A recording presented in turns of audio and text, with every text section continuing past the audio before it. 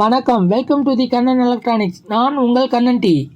இந்த வீடியோவில் 3 wire mini எஸ்எம்பிஎஸை எப்படி எல்இடி டிவி பவர் சப்ளையோட இன்ஸ்டால் பண்ணிவிட்டு எல்இடி டிவியை எப்படி ஆப்ரேட் பண்ணுறது அப்படிங்கிறத இந்த வீடியோவில் டீட்டெயிலாக பார்க்க போகிறோம்.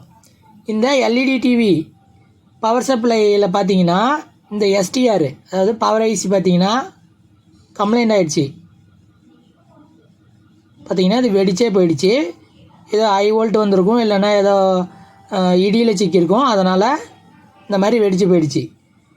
இப்போ இந்த எஸ்டிஆர் கிடச்சிதுன்னா அதை அப்படியே நம்ம சேஞ்ச் பண்ணி ரெடி பண்ணிக்கலாம். சப்போஸ் கிடைக்கல அப்படிங்கிற பட்சத்தில் நான் சொல்கிற இந்த டிப்ஸை ஃபாலோ பண்ணால் இந்த எல்இடி டிவி நீங்களே ரெடி பண்ணிடலாம். 3 wire எஸ்எம்பிஎஸ்ன்னு பார்த்தீங்கன்னா நீங்கள் மார்க்கெட்டில் கிடைக்கும். மினி எஸ்எம்பிஎஸ் 3 wireல கிடைக்கும், 5 wireல கிடைக்கும். 5 wire பார்த்தீங்கன்னா இந்த மெத்தடுக்கு செட் ஆகாது. அது வந்து நார்மல் சிஆர் டிவிக்குனே வந்தது. 3 wire எஸ்எம்பிஎஸ் வந்து எல்லாத்துக்கும் யூஸ் பண்ணிக்கலாம். இப்போ இந்த பவர் சப்ளை யூனிட்டில் இந்த பிஎஃப்பு, இந்த ரெஸ்டரு இதை மட்டும் ரிமூவ் பண்ணிடுவோம். அதாவது வந்து எஸ்டிஆருக்கு பக்கத்தாலேயே இருக்கும், அதை மட்டும் ரிமூவ் பண்ணிடலாம். அது இருந்தாலும் ஓகே, பட் அதில் ஒரு நாய்ஸ் வரும், அதனால் நம்ம சில சேஞ்சஸ் பண்ணுறோம். அதை ரிமூவ் பண்ணிவிட்டு இப்போ இந்த காம்பனன்ட்ஸ்லாம் எந்த இடத்துல ரிமூவ் பண்ணிருக்கேன் அப்படிங்கிறது உங்களுக்கு தெரியுது. மெயினாக அந்த கம்ப்ளைண்டான எஸ்டிஆர், அப்புறம் அந்த பிஎஃப், அந்த ரெஸ்டரு இதெல்லாம் கம்பல்சரி ரிமூவ் பண்ணிடணும். ரிமூவ் பண்ணிவிட்டு இந்த 3 wire எஸ்எம்பிஎஸ் ஒன்று எடுத்து வச்சுக்கலாம். இது பார்த்திங்கன்னா மார்க்கெட்டில் கிடைக்கும். 3 wire மினி எஸ்எம்பிஎஸ்ன்னு கேட்டிங்கன்னா கிடைக்கும்.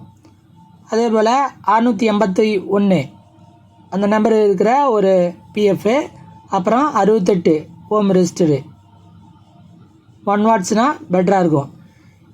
இந்த ரெண்டையும் பார்த்தீங்கன்னா சீரீஸ் பண்ணிட்டு, இந்த ரெஸ்டரையும் அந்த பிஎஃப்பையும் சீரீஸ் பண்ணிட்டு எப்படின்னா பவர் சப்ளை பாசிட்டிவ் சப்ளை சைடிலேருந்து கலெக்டர் பின்னு, அதாவது இந்த ஐசியோட கலெக்டர் பின்னு, அதாவது அந்த பவர் ஐசியோட அவுட்புட்டுன்னு கூட சொல்லலாம். அவுட்புட் பின் இருக்கும். அதாவது அந்த டிரான்ஸ்ஃபார்மரில் பார்த்தீங்கன்னா 2 பின்னு இருக்கும். கண்ட்ரோல் யூனிட்டுக்கு 2 பின்னு, பவர் சப்ளைக்குன்னு 2 பின்னு இருக்கும். அதில் வந்து இந்த சென்டராக ஒரு பின் இருக்கும், அந்த பின்னில் ஜாயின் பண்ணிடணும். அதாவது ஐசியோட கலெக்டர் பின்னில் ஆல்ரெடி இருந்த பவர் ஐசியோட கலெக்டர் பின்னோட இல்லைன்னா அவுட்புட் பின்னோட அந்த பாயிண்டில் அந்த ரெட் கலர் ஒயரை ஜாயின் பண்ணிக்கணும். இப்போ இங்கே வந்து நம்ம க்ரீன் கலர் ஒயரை யூஸ் பண்ண போகிறதில்ல, அதுக்கு பதிலாக ப்ரீசெட்டில் நம்ம அட்ஜஸ்ட் பண்ணிக்க போகிறோம். இப்போ அந்த பிளாக் ஒயரும் ரெட் ஒயரும் எங்கே கனெக்ஷன் பண்ணுறதுன்னு பாயிண்ட் நான் உங்களுக்கு காட்டுறேன் பாருங்கள். இப்போ இந்த பிளாக் ஒயர் பார்த்தீங்கன்னா அந்த ஹை வோல்ட் கெப்பாசிட்டரில் ஜாயின் பண்ணிக்கலாம், இல்லைன்னா அந்த ட்ராக்கு அந்த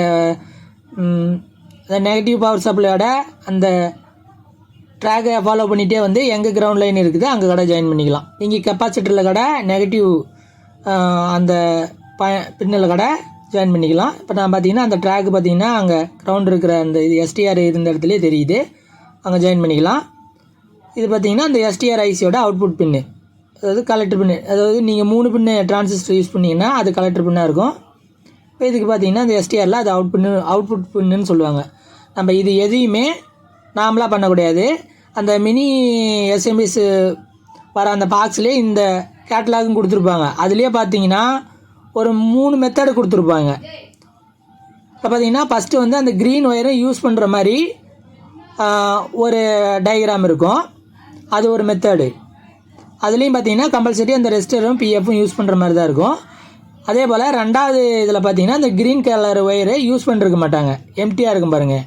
அதுலேயுமே அந்த கெப்பாசிட்டரும் ரெஸ்டரும் கம்பல்சரி யூஸ் பண்ணிருப்பாங்க. எதுக்குன்னா அது நாய்ஸ் வராமல் இருக்கிறதுக்கு. அடுத்து பார்த்தீங்கன்னா 3வது ஒரு டயக்ராம் இருக்குது, அந்த மெத்தட்லேயும் பண்ணிக்கலாம். இல்லை நாம் வந்து ஃபாலோ பண்ணுறது பார்த்தீங்கன்னா இந்த 2வது டயக்ராமில் இருக்கிற இந்த மெத்தட் தான் நாம் ஃபாலோ பண்ணுறோம். நீங்களும் இதே ஃபாலோ பண்ணுங்கள், இல்லைன்னா வேறு யூஸ் பண்ணுறதுனால யூஸ் பண்ணிக்கோங்க.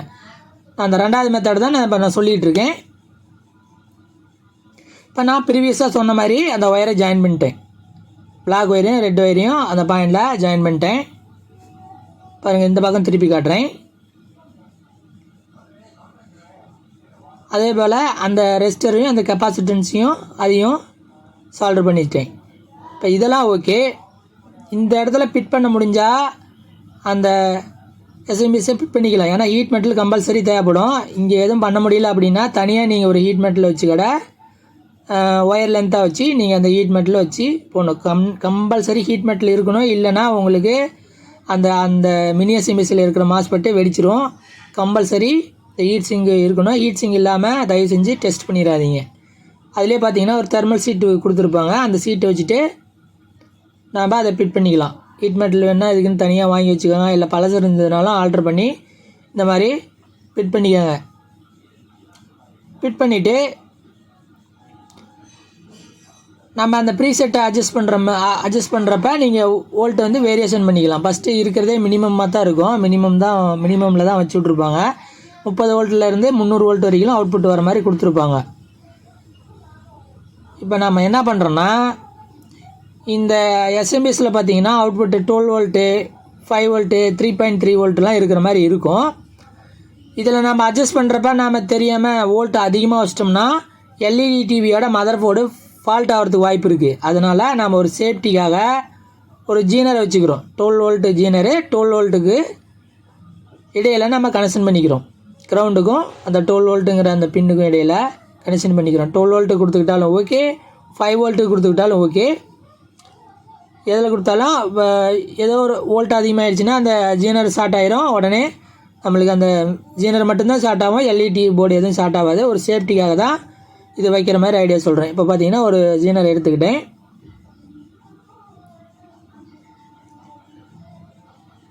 இது பார்த்தீங்கன்னா 5 வோல்ட் ஜீனரு. இதில் நான் வந்து 5 வோல்ட் இருக்கிற இடத்துல கனெக்ஷன் பண்ணுறேன். கிரவுண்டுக்கும் அந்த 5 வோல்ட் அவுட்புட்டுக்கும் இடையில கனெக்ஷன் பண்ணிக்கிறேன். 5 வோல்ட் அவுட்புட் இருக்கிற சைடு அந்த பிளாக் கோடு இருக்கும் பாருங்கள் ஜீனரில், அந்த சைடு வைக்கணும். கோடு இல்லாத சைடு கிரவுண்டு சைடு வைக்கணும். இந்த மாதிரி சால்ட்ரிங் பண்ணிக்கோங்க. இது மாதிரி கம்பல்சரி வச்சுக்கிட்டிங்கன்னா சேஃப்டி. எல்இடி டிவியோட மதர் போர்டு திரும்ப எதுவும் ஃபால்ட் ஆகாது. இல்லை வைக்கலனா சப்போஸ் ஹை வோல்ட் ஏதாவது வந்ததுன்னா அந்த மதர் போர்டு ஃபால்ட் ஆகிறதுக்கு வாய்ப்பு இருக்குது. அதனால் கம்பல்சரி இந்த ஜீனர் வச்சுக்கோங்க. ஜீனர் வைக்காத இந்த எஸ்எம்பிஎஸ் யூஸ் பண்ணாதீங்க. இந்த எஸ்எம்பிஎஸ் இதுக்குன்னு இல்லை, எல்லாத்துக்கும் யூஸ் பண்ணிக்கலாம். 2 ஒயர் எஸ்எம்பிஎஸோட பெனிஃபிட் இது தான். இதில் பார்த்தீங்கன்னா இப்போ வோல்ட் வருது. இப்போ லோடு இல்லாதனால 21 வோல்ட் வருது. 12 வோல்ட் வர இடத்துல நீங்கள் லோடு யூஸ் பண்ணால் கரெக்டாக 12 வோல்ட் வந்துடும்.